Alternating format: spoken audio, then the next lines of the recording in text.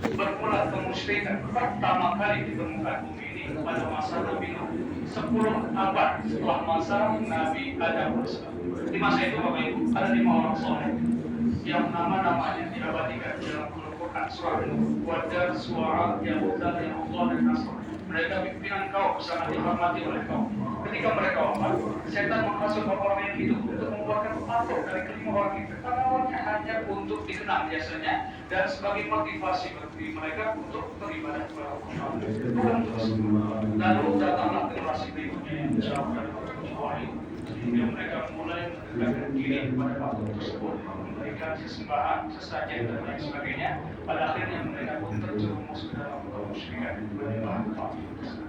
Allah mengutus kepada mereka Nabi Nuh berdakwah tidak sebentar 950 tahun, namun tidak bagaimana kecuali sedikit saja, hingga pada akhirnya Allah perintahkan kepada Nabi Nuh untuk membuat sebuah bahtera kapal dan didatangkanlah air dari langit dan bumi sehingga terjadilah banjir yang amat besar yang terjadi sebelumnya tersebut. Orang-orang yang mengikuti Nabi Nuh selamat dan seluruh manusia yang mendustakan Nabi Nuh seluruhnya binasa, termasuk anak dan istri Nabi Nuh alaihissalam, karena keduanya beribadah kepada Allah. Kemudian di masa Nabi Ibrahim, generasi yang kedua dikenal sebagai Abul Anbiya, bapak para nabi, karena dari keturunannya bapak yang melahirkan Nabi bersama adanya Bani Israil kalangan bangsa Arab. 18 di antara 22 nabi dan rasul adalah keturunan Nabi Ibrahim, termasuk Nabi Musa dan Isa yang akan kita saksikan kisahnya sekarang.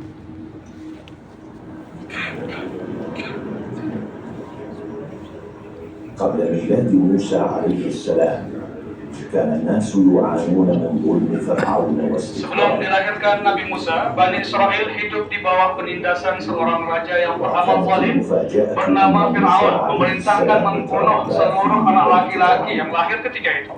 Yang menarik dari kisahnya, Nabi Musa dibesarkan di bawah istana Fir'aun.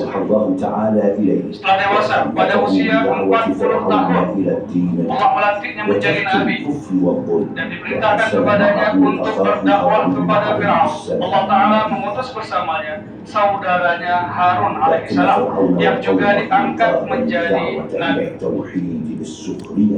Akan tapi Fir'aun dan kaumnya menentang ajaran Nabi Musa. 9 bukti kebenaran didatangkan kepadanya, namun masih tetap dengan keingkarannya mendustakan Nabi Musa, menghina Nabi Musa, bahkan menuduhnya sebagai penyihir.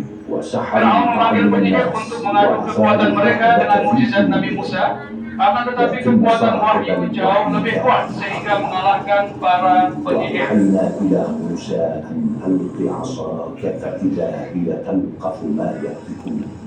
Setelah kebenaran terlihat terang benderang dan tersingkap segala kebatilan, penyihir ini pun beriman kepada Allah karena mereka bisa membedakan antara sihir dengan mukjizat.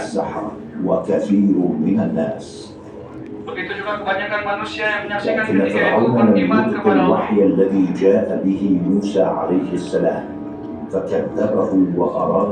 Akan tapi tidak dengan Fir'aun, masih lagi dengan keingkarannya, mendustakan Nabi Musa, bahkan hendak membinasakannya, hingga pada akhirnya Allah menenggelamkan Fir'aun dan bala tentaranya di lautan, dan Allah menyelamatkan Nabi Musa beserta kaum. ونجى موسى وقومه وأوحى الله إلى نبيه موسى كتابا هو التوراة فيه فرقان وذكر وموعظة وتفصيل لكل شيء. ومع مرور الزمن انحرف بعض الأتباع عن الوحي الذي جاء به موسى عليه السلام وحرفوا التوراة وأرسل إلى بني إسرائيل بعده عدد من الأنبياء يقومون عليهم بوحي الله حتى بعث عيسى عليه السلام.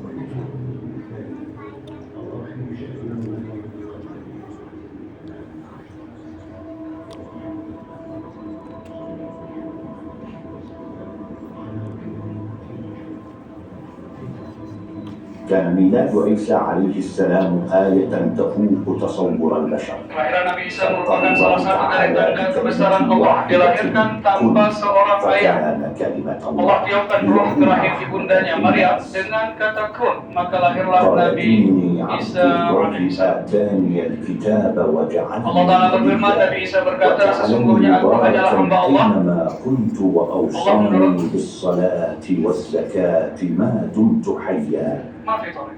وبرا بوالدتي ولم يجعلني جبارا شقيا. ثم أوحى الله إلى عيسى عليه السلام بوحي من عنده هو الإنجيل مصدقا لكتاب موسى عليه السلام وفيه هدى ونور.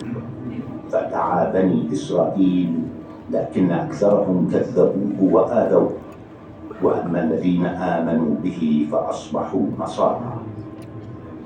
ومع مرور الزمن انحرفوا عن الدين الذي أوحاه الله إلى موسى وعيسى عليهما السلام، واتخذ أكثرهم مع الله إلها آخر وحرفوا نصوص الوحي، وعادت الأرض والقلوب تئن من الشرك والجهل والعدوان، وتطلعت إلى نبي ووحي يحيا به العالم.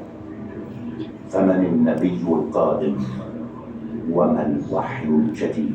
Maaf, mohon dibagi laluan begitu. Fadhali.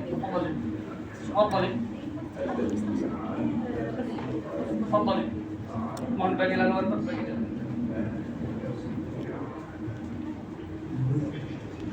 Bapak Ibu sekalian, sekarang kita akan masuk ke ruang utama dari museum ini dan kita akan menyaksikan kisah Rasulullah Shallallahu Alaihi Wasallam.